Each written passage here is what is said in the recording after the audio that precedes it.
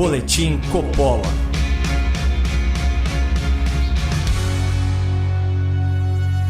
Sejam muito bem-vindos a mais um Boletim Coppola de pura fantasia, onde qualquer semelhança com a coincidência é mera realidade.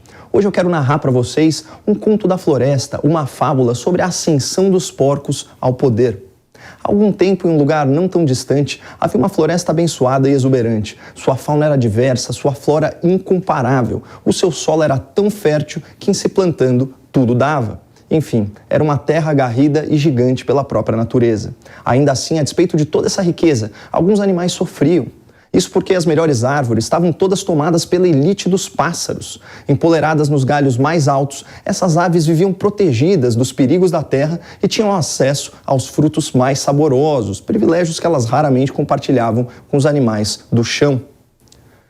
Naquela época, reinavam os tucanos. Snobs, eles viviam reunidos nas ruínas de uma construção e nunca desciam de cima do muro. Essa atitude presunçosa de não se misturar com o resto dos bichos gerava certa animosidade entre os animais, mas os tucanos ofereciam uma grande vantagem aos seus súditos. Por voarem mais alto e por enxergarem mais longe, eles podiam alertar toda a floresta quando houvesse perigo. A ameaça mais comum eram as hordas de suínos brutos e mal cheirosos que saqueavam tudo por onde passavam, deixando um rastro de destruição. Cuidado com o javaporco! Cuidado com o javaporco! Piavam os tucanos lá do alto, espalhando terror entre os animais que se escondiam nas tocas, nos troncos, na copa das árvores e onde mais pudessem, até que cessasse o vandalismo. Os ataques eram rotineiros e seguiam esse roteiro. Os tucanos avisavam, a bicharada se escondia, os porcos pilhavam e depois tudo voltava ao normal. Até que um dia algo diferente aconteceu. Ao invés de devastar o terreno, o chefe javaporco pôs-se a discursar, provando que a palavra é mais poderosa que a violência.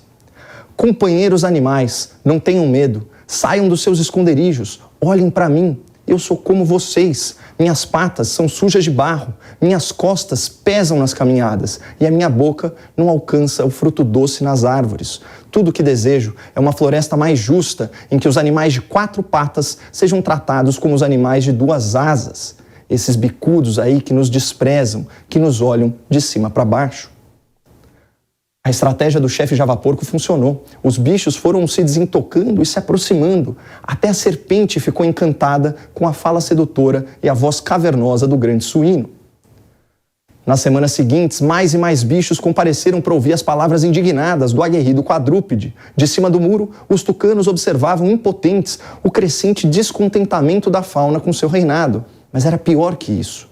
O javaporco havia disseminado a discórdia e o ressentimento entre os animais. Não demorou muito para que os castores parassem de trabalhar, prejudicando o funcionamento das barragens nos riachos. Famílias inteiras de cutias foram desalojadas pela inundação.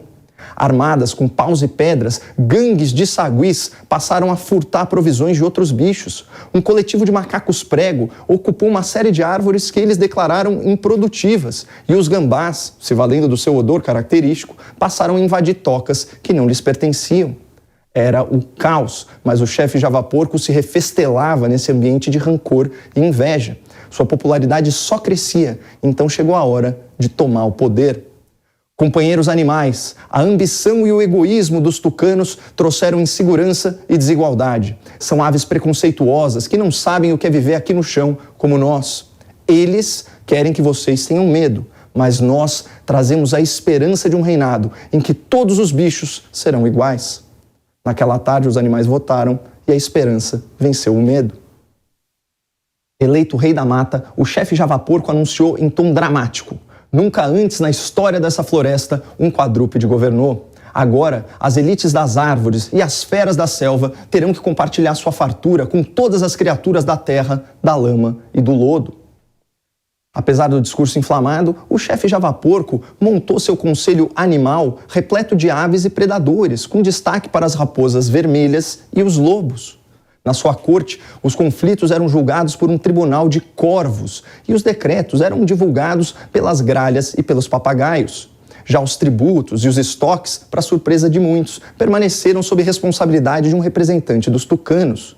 Muito preocupado com a educação dos filhotes, o javaporco escalou corujas da sua confiança para ensiná-los. Nas artes, financiou apresentações públicas das mais belas araras. O chefe suíno também fez questão de mudar a sede do governo e a residência oficial para um amplo celeiro de madeira antes abandonado. Centenas de animais, comandados pelo novo sindicato dos castores, participaram das reformas do suntuoso complexo que ficou conhecido como a Granja do Porco. Lá, os convidados eram recebidos com pompa e circunstância para luxuosos banquetes em que se discutiam os negócios da floresta. Embora estivesse com as patas bem longe da lama, o chefe Javaporco não se esqueceu das criaturas do chão.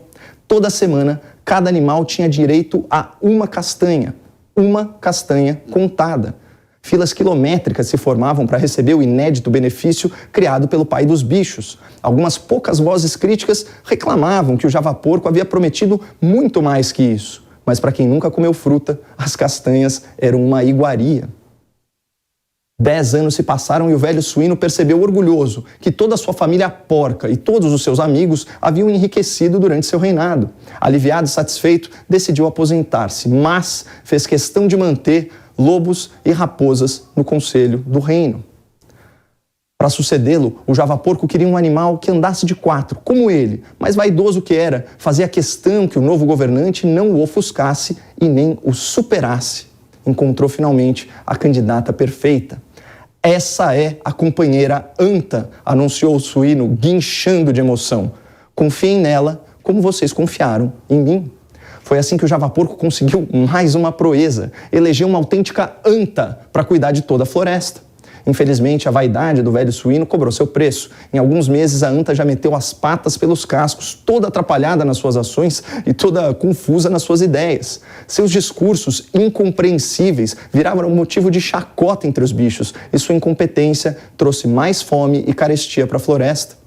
Diante desse cenário, uma força-tarefa de patos e gansos foi designada para investigar os porcos, raposas e lobos. Presidindo esse inquérito estava um marreco muito austero e sisudo que revelou à floresta o maior esquema de corrupção da história do reino animal. Os bichos passavam necessidade porque as provisões de inverno haviam sido saqueadas por membros do conselho. Enquanto os animais do chão recebiam apenas uma castanha por semana, a elite do reinado se fartava diariamente com frutos saborosos e raízes suculentas colhidas ilegalmente nas reservas intocadas da selva. Além disso, todo mês, lideranças do conselho ganhavam ração reforçada, o que garantiu seu apoio a todas as medidas propostas pelos suínos e sua anta fantoche. Apesar dos esforços para desmentir o marreco, a verdade sobre o escândalo se espalhou pela selva e, diante da comprovação dos crimes, a Assembleia dos Animais, por aclamação, decidiu afastar a anta e enjaular o Javaporco. Provisoriamente, um velho morcego assumiu o reinado. Afinal de contas, ele era o único mamífero que voava, ou seja, ele reunia em si características tanto dos tucanos quanto dos porcos. Ocorre que a crise, que já era seríssima, foi agravada por uma longa seca, uma praga mortal e um grande incêndio. Eram as maiores tragédias que a floresta já havia enfrentado e os animais em sofrimento clamavam por uma solução milagrosa ou, quem sabe, um salvador da selva. Confinado confortavelmente em uma cocheira lá nos fundos do estábulo, o Javaporco, o antigo pai dos bichos, enxergou uma oportunidade e voltou a conspirar com velhos aliados. Aos papagaios, pediu que divulgassem seus discursos culpando o novo reinado pelos infortúnios. Às corujas, pediu que ensinassem aos filhotes como seu governo havia sido justo e próspero. Aos corvos, pediu que fosse absolvido. Afinal, fora o Javaporco que indicara os pássaros de penas pretas como juízes supremos da floresta. Com sua habitual astúcia, o corvo decano respondeu ao pedido do suíno. Não podemos absolvê-lo. Há provas contundentes contra a vossa porquice. Contudo, é possível fazer algo de efeito similar. O Tribunal dos Corvos reuniu as gralhas, as maritacas, as arapongas e todas as aves de piado insuportável por um anúncio importantíssimo.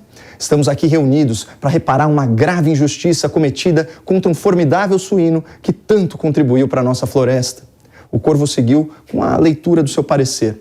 A prisão de autoridade animal não pode se dar por aclamação. Ela requer um julgamento formal, conforme decisão de ontem, desta Suprema Corte dos Corvos. Assim, declaramos nula a condenação contra o Javaporco, pedimos desculpas pelo seu encarceramento e decretamos sua imediata soltura. Uma das gralhas menos estúpidas quebrou o silêncio sepulcral e questionou o eminente pássaro. Vossa Corvice, não seria então o caso de realizar um novo julgamento, já que há tantas evidências contra o réu? O corvo magistrado já tinha sua resposta na ponta do bico. Não haverá novo julgamento, pois o acusado tem idade avançada. Nosso velho javaporco já sofreu demais com esse processo e a floresta perdeu seu direito de puni-lo por algo que aconteceu há tanto tempo. As aves quase se depenaram ao baterem em revoada para espalhar aos berros a notícia. Ao saber da novidade, micos, macacos e guaxinins fizeram o L com a palma das mãos e gritavam na copa das árvores: porco livre, porco livre. Até alguns tucanos mais desavergonhados desceram de cima do muro para rolar na lama junto com os suínos e fizeram isso, mesmo sabendo que o barro misturado com esterco estragaria suas penas para sempre e eles nunca mais conseguiriam voar. Aproveitando esse momento de histeria coletiva, o chefe javaporco convocou uma grande reunião dos bichos para comunicar suas intenções de, mais uma vez, tomar o poder. Mas tão logo ele iniciou o discurso, alegando a própria inocência, uma garça enfurecida irrompeu na clareira a passos largos, assustando a todos. E a garça era um animal diferente. Ela voava, como a elite dos pássaros, e também caminhava no lodo, como os animais do chão. Mas o que realmente impressionava os bichos era outra coisa. Apesar de passar o dia todo andando na sujeira do pântano, suas penas ainda eram brancas e limpas. Após uma pausa dramática, a garça, de asas abertas, gritou a plenos pulmões: seu porco larápio! Você nunca foi rei, você não passa de um chefe de bando. Você é um corrompido que se aliou à alcateia que aterroriza os animais de bem. Você defende a invasão de tocas e quer liberar cogumelos tóxicos que deixam nossos filhotes vulneráveis a predadores. Você não é livre, porco. Você é um desenjaulado. E eu te desafio a uma votação pelo reino dessa magnífica floresta. As palavras da garça acirraram os ânimos e dividiram os bichos. Sob pretexto de manter a ordem pública, a Corte dos Corvos determinou que a votação fosse realizada só uma semana depois e também proibiu que a garça se referisse ao javaporco como larápio, corrompido, desenjaulado, chefe de bando e aliado de alcateia. Silenciada, a garça foi difamada pelas gralhas e papagaios que espalhavam e repetiam mentiras a seu respeito. E na véspera do seu confronto com o javaporco, a esbelta ave sofreu um atentado contra a sua vida e foi envenenada por uma picada de serpente encantada. A garça sobreviveu, mas perdeu a disputa. Na contagem, realizada cuidadosamente pelo Tribunal dos Corvos, o javaporco venceu por um único voto. Moral da história: animais de bem e defensores da floresta jamais devem subestimar a força das criaturas da lama.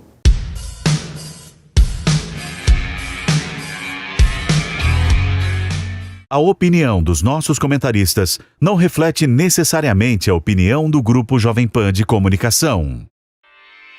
Realização Jovem Pan News.